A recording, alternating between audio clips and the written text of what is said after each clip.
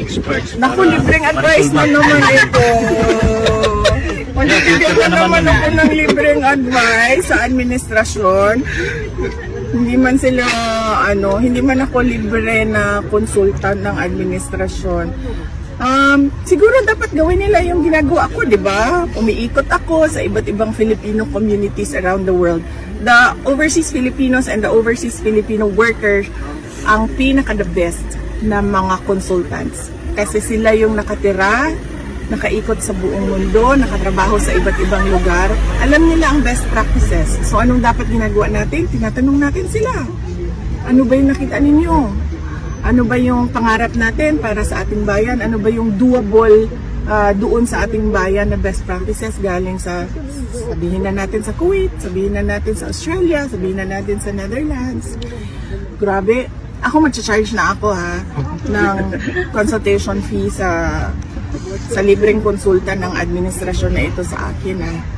Ano ba yung sunod sagot doon?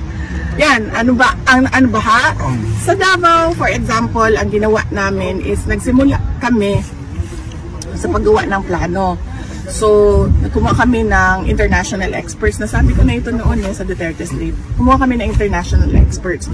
Gumawa kami ng IM for Davao, Infrastructure Modernization for Davao. So, nakalatag doon ano yung mga infrastructure projects na kailangan gawin ng Davao City.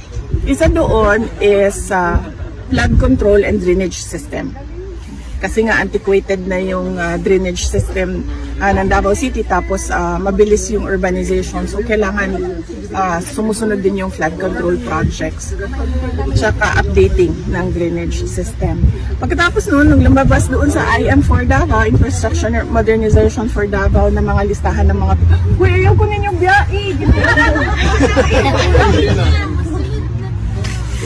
Last question. Last question. So, pagdating doon, lumabas doon na kailangan nga ng flood control and drainage projects. So, since hindi naman namin alam pa